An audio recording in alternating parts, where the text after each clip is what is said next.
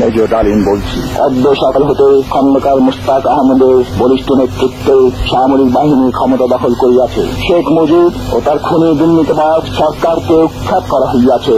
এখন হতে সারা দেশে সামরিক আইন জারি করা হলো। আপনারা সবাই আমাদের সাথে সহযোগিতা করুন। আপনারা নিশ্চিন্ত থাকুন, কোনো অসুবিধা আপনাদের হইবে না। বাংলাদেশ জিন্দাবাদ। 1975-এর 15ই আগস্ট ইথারে ভাইসা আসা এই বজ্র নির্ঘোষ শুনছিল দেশবাসী। প্রবল প্রতাপশালী শেখ মুজিবের শাসনের অবসান হয়েছে, সারা দেশে কারফিউ জারি হয়েছে। কিন্তু কি অবাক ব্যাপার, কারফিউ ভেঙে দলে দলে উৎফুল্ল জনতা নেমে আসছে রাস্তায়। চারিদিকে মুক্তির আনন্দ, এক বর্বর স্বৈরাচারের পতন হয়েছে। তারপর সন্ধ্যাবেলা খন্দকার মোস্তাকের পাশে কোমরে রিভলভার গুজে যেই অফিসার শপথ নেওয়াতে যাচ্ছেন তিনি ছিলেন মেজর ডালিম। মেজর ডালিম রাতারাতি হয়ে উঠছিলেন নায়ক, সাহসের প্রতিমূর্তি। তারপরে 75-এর সব বীরকে পাঠানো হলো নির্বাসনে। সে আরাক আলাপ আর একদিন করব। এরপর তিনি শুধু নামই ছিলেন ইতিহাসে। ওনার সাথে আমার প্রথম যোগাযোগ হয় 2019-এ প্যারিসে আসার পরে। ওনার সাথে চ্যাটিং হতো। ওনার একটা ফেবু আইডি ছিল ফ্যালকন আইজ নামে। নানা বিষয় আলাপ হইতো, ব্যাপক পড়াশোনায় ভদ্রলোকের। আমার সাথে ফোনে বা ভিডিওতে কখনো কথা হয়নি, তবে আমার ঘনিষ্ঠ সার্কেলের অনেকের সাথেই নিয়মিত কথা হইতো। আমি কথা বলতে চাইছিলাম, উত্তরে বলছিলেন বলবো সময় হইলেই। আমার স্বাধীনতা উত্তর বাংলাদেশ বইটা প্রকাশিত হইলে পড়তে চাইছিলেন, আমি পাঠাইছিলাম সুইডেনে ওনার এক শিষ্যের কাছে। উনি বই পাইয়া বই হাতে ছবি পাঠাইছিলেন, এটা নিশ্চিত করতে যে ওনার কাছে পৌঁছাইছে। আমি আমার সার্কেলে ওনারে বড় ভাই বলে ডাকতাম, জিজ্ঞেস করতাম বড় ভাই কেমন আছেন, কি বলেন। কোন রাজনৈতিক পরিস্থিতিতে জানতে চাইতাম বড় ভাইয়ের রিডিং কি।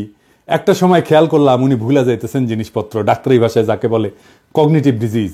তখন থেকে ওনাকে বলতে শুরু করলাম বুড়া। তো জিগাইতাম বুড়াটার খবর কি। যাই হোক, উনি নাকি বলছেন যে উনার বয়স 75 বছর, আসলে উনার বয়স 78 বছর। উনার জন্ম 1946 সালে উইকিপিডিয়ার তথ্য অনুসারে। 64 সালে বিমান বাহিনীতে যোগ দেন, ঠিক 18 বছর বয়সে। বুড়া বয়সে 3 বছর কম হয়ে বলছে আর কি, আমার অনুমান ভুলে বলছে। এপিসোডের স্ক্রিপ্ট লিখতে লিখতে ওনার ছবিটা খুঁজতেছিলাম, যে ছবিটা দেখাইলাম আমার বই হাতে, ছবিটা পাইতেছিলাম না। তো সুইডেনের বাইরে ফোন দিলাম, তো উনিও খুঁজতেছেন। এর মধ্যে বুড়া ফোন দিছে ওই সুইডেনের বাইরে। তো উনি যখন জানলেন যে আমি লাইনে আছি, উনি স্পিকারে দিলেন, আমি শুনতেছি। উনি বলতেছেন, আমাদের দুইজনকে স্পিকারে দিলেন। উনি জিজ্ঞেস করলেন পিনাকি কি দেখছে আমার লাইভ। আমি বললাম হ দেখছি বড় ভাই। তো সুইডেনের বড় ভাই ওনারা বলতেছেন আপনি পিনাকির বই হাতে একটা ছবি তুলছিলেন না, আছে ওইটা। আমি শুনতেছি। তো বুড়া বলতেছে পিনাকি বই লিখছে নাকি, কই আমি তো দেখি নাই। তো রিসেন্ট মেমোরি নাই হয়ে যাইতেছে, আর্লি সাইন অফ আলঝেইমার্স। যাই হোক, বুড়া আমাদের মাঝে আরো অনেকদিন বাইচা থাকেন। ওনার লাইভ এপিসোড করছে ইলিয়াস। এইটাই সম্ভবত বাংলাদেশের মানুষের সর্বোচ্চ দেখা লাইভ। ইউটিউবে একসঙ্গে সর্বাধিক সংখ্যক দর্শকের লাইভ স্ট্রিমের রেকর্ডটা 8 মিলিয়ন। তবে এইটা বাংলা ইউটিউবের সর্বোচ্চ, এটা নিঃসন্দেহ। এবং আমার মনে হয় এই রেকর্ড আর কেউ কখনো ভাঙতে পারবে না। এইবার আসেন এপিসোডের প্রসঙ্গে। বাম, আওয়ামী লীগ আর প্রগতিশীল বিএনপি পুচ্ছে আগুন লাগিয়েছে একই সাথে। যাই হোক, আমি সবগুলা আগুন নিয়ে আজকে কথা বলবো না, কয়েকটা আগুন নিয়ে কথা বলি। প্রথম অভিযোগ কি, মেজর ডালিম নাকি খুনি। আসলে কি মেজর ডালিম খুনি? আসলে না, খুঁজে দেখি। বিপ্লবী এবং সৈনিকদের খুনি বলা যায় না, কারণ তাদের কর্মকাণ্ড এবং উদ্দেশ্য সাধারণ অপরাধীর সাথে তুলনা করা যায় না। আদালত যখন প্রাণ নেয় সেটাকে খুন বলা যায়? একজন সৈনিক যখন দেশের শত্রুকে হত্যা করে সেটাকে অপরাধমূলক কাজ? একজন নারী যখন তার ধর্ষককে হত্যা করে ফেলে ধর্ষণের সময়, সেটাকে অপরাধ না? সেটা না। কেন না? এর কয়েকটা কারণ আছে, বুঝে দেখি। 1 নম্বর কারণ, নৈতিক পার্থক্য, মোরাল জাস্টিফিকেশন। বিপ্লবীরা সাধারণত বিদ্যমান শাসন ব্যবস্থার অন্যায় বা নিপীড়নের বিরুদ্ধে সংগ্রাম করে। তাদের কর্মকাণ্ড একটা বৃহত্তর সামাজিক এবং রাজনৈতিক পরিবর্তনের উদ্দেশ্যে পরিচালিত হয়, বৃহত্তর স্বার্থে। নৈতিক দৃষ্টিকোণ থেকে এটা ন্যায় যুদ্ধ, জাস্ট ওয়ার, এই ধারণার সাথে সম্পর্কিত। সৈনিকেরাও একটা প্রতিষ্ঠিত রাষ্ট্র বা আদর্শ রক্ষার জন্য কর্তব্য পালন করেন। 2 নাম্বার, উদ্দেশ্যের মাহাত্ম্য। এটাকে ইংরেজিতে বলে এন্ডস ভার্সেস মিনস।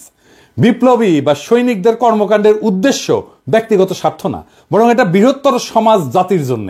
দার্শনিক ইমানুয়েল কান্ট বা জন স্টুয়ার্ট মিলের মতবাদে উদ্দেশ্যের গুরুত্ব এবং প্রভাব নিয়ে আলোচনা আছে। মিলের উপযোগবাদ বলে একটা তত্ত্ব আছে। এটা অনুযায়ী যদি একটা কর্ম বৃহত্তর জনগণের কল্যাণে হয় তবে সেটা নৈতিকভাবে গ্রহণযোগ্য। 3 নাম্বার, সমাজের দৃষ্টিভঙ্গি বা পারসেপশন বাই সোসাইটি। সমাজ সাধারণত সৈনিকদের রক্ষক এবং বিপ্লবীদের ন্যায়ের প্রতীক হিসাবে দেখে। সময়ের সঙ্গে অনেক বিপ্লবীকে নায়ক হিসেবে স্বীকৃতি দেওয়া হয়। এটার আইনি ব্যাখ্যাও আছে। এক নম্বর হইতেছে যে লেজিটিমেসি অফ অ্যাকশন, মানে রাষ্ট্রীয় বৈধতা। সৈনিকদের কর্মকাণ্ড রাষ্ট্রীয় আদেশের আওতায় ঘটে। আন্তর্জাতিক আইন অনুযায়ী যুদ্ধ বা প্রতিরক্ষায় হত্যা বৈধ, যদি তা যুদ্ধের আইন মেনে চলে। 2 নম্বর হচ্ছে রাজনৈতিক লড়াই বনাম অপরাধ, পলিটিক্যাল স্ট্রাগল ভার্সেস ক্রাইম। বিপ্লবীরা সবসময় বিদ্যমান আইন ভঙ্গ করে। বিপ্লব বা অভ্যুত্থান বিদ্যমান আইনের উপরে। সেই জন্য বিপ্লবীদের কর্মকাণ্ডকে অপরাধ হিসেবে বিবেচনা করা যায় না, কারণ আইন এটা সংজ্ঞায়িত করে বা ডিফাইন করে অপরাধ, আর বিপ্লব এটার উপরে। তা উপরে থেকে এই অপরাধের ডেফিনেশন তো বিপ্লব গ্রহণ করবে না। জুলাই বিপ্লবে পুলিশ নিহত হয়েছিল, মারা গেছিল, মারে ফেলা হয়েছিল, এটা অপরাধমূলক কাজ না, এটা বিপ্লবী সহিংসতা। এই জন্যই এই হত্যার বিচার করা যাবে না, কারণ বিপ্লব অভ্যুত্থান আদালত বা আইনের চাইতে বড়। যদি পুলিশ হত্যার বিচার হয় তাহলে ধরে নেবেন বিপ্লব পরাজিত। 15ই আগস্টের বিপ্লব পরাজিত হয়েছিল জন্যই আগস্ট বিপ্লবের নায়কদের বিচার এবং ফাঁসি হয়েছিল। 3 নম্বর হইতেছে যে ইচ্ছাকৃত হত্যা বনাম কর্তব্য, ইন্টেনশনাল কিলিং ভার্সেস ডিউটি। সাধারণ অপরাধী ব্যক্তিগত স্বার্থে হত্যা করে, অন্যদিকে সৈনিকেরা যুদ্ধক্ষেত্রে এবং বিপ্লবীরা সামাজিক রাজনৈতিক কাঠামো এবং বিদ্যমান ব্যবস্থা বদলের উদ্দেশ্যে কাজ করে এবং এর ক্ষেত্রে বিপ্লবী সহিংসতা হয়। এইটা তাদের কাজকে ইচ্ছাকৃত হত্যাকাণ্ড থেকে আলাদা করে। সেই জন্যই তাদের কাজগুলোকে ইচ্ছাকৃত হত্যাকাণ্ড থেকে আলাদা হয়ে যায়। শেখ মুজিবকে কেউ খুন করেনি, সে অভ্যুত্থানে নিহত। তার পরিবারের সদস্যদের কেউ খুন করেনি, তারাও অভ্যুত্থানে নিহত। দ্বিতীয় অভিযোগ হচ্ছে মেজর ডালিম শিশু হত্যা করেছে। আবার ইন্টারেস্টিংলি কৌতুকপ্রদ ভাবে এটা আইসিছে বামেদের কাছ থেকে। হ্যাঁ, মেজর ডালিম কি শিশু হত্যা করেছে? মেজর ডালিম 32 নাম্বার আক্রমণ করে নাই, তারে দায়িত্ব দিতে চাইছিল, সে নেয় নাই। কারণ মুজিব পরিবারের সাথে তার একটা ব্যক্তিগত পারিবারিক সম্পর্ক ছিল। সে গেছিল মুজিবের ভগ্নিপতি আব্দুর রব শেরনিয়াবাতের বাসায়। সেখানে তার 14 বছরের বয়সী মেয়ে বেবি, 12 বছরের বয়সী ছেলে আরিফ এবং 4 বছর বয়সের নাতি সুকান্ত আব্দুল্লাহ, যেটা আবুল হাসনাত আব্দুল্লাহর ছেলে, ও মারা যায়। আবুল হাসনাত আব্দুল্লাহ হারামজাদাটা পানির ট্যাঙ্কে লুকেছিল, বেঁচে যায়। কিন্তু কথা হইতেছে বাড়ির নারী আর শিশুদের বন্দুকের মুখে ফেলায় পানির ট্যাঙ্কে লুকেছিল কেন হারামজাদাটা? ওইটা জয় বাংলা হইলে তো আরো সুবিধা হইলেনি। যাই হোক, এবার আসেন দেখি মহান বিপ্লবের সময় শিশুদেরকে হত্যা করা হয়েছিল যতগুলো বিপ্লব হয়েছে ইতিহাসে, যেগুলোর নাম জানি আমরা, যেগুলো নিয়ে কাইট হয়ে পড়ে যায় বিপ্লবীরা। আসেন সেটা দেখি।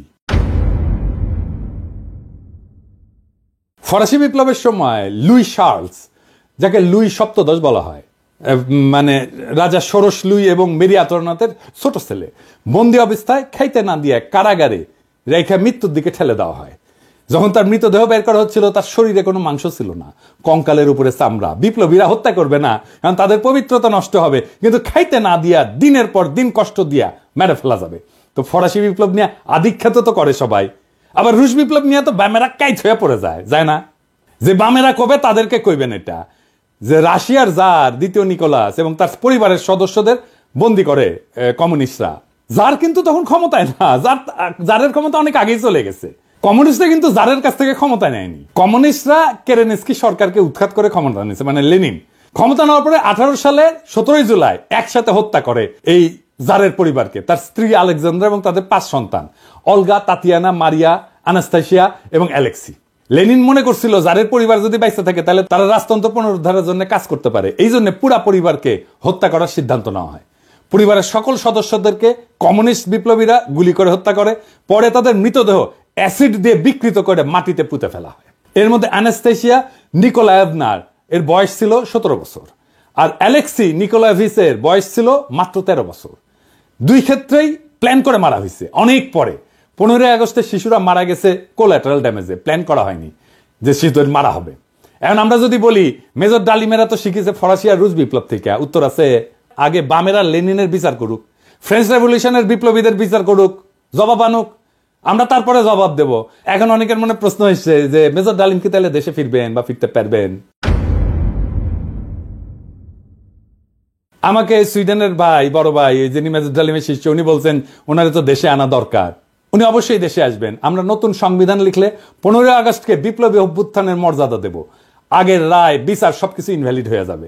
তিনি তখনই বীরের বেশে দেশে ফিরবেন। 24-এর বিপ্লব যারা নির্মাণ করছে তাদের অনেকেরই আইডল ছিলেন মেজর ডালিম, অন্তত আমার তো ছিলেনই। উনার নাম আমরা আকাশে লিখে রাখবো ঈসা খান তিতুমির, হাজী শরীয়তুল্লাহর সাথে। বাংলাদেশে যতবার জালেম আসবে ততবার মেজর ডালিমেরা জন্মাবে। কখনো তাদের নাম হবে আবু সাইদ, কখনো তাদের নাম হবে মীর মুগ্ধ, কখনো তাদের নাম হবে ওয়াসিম, আনাস। আমরা এক একটা তারার নাম দেব এই বীরদের নামে। 24-এর বিপ্লব একটা প্রকৃত বিপ্লব হয়ে উঠবে যদি আমরা নতুন সংবিধান লিখে মেজর ডালিমকে দেশে ফিরে আনতে পারি। সেই দিন হবে বিপ্লবের প্রকৃত বিজয়। ইনকিলাব জিন্দাবাদ।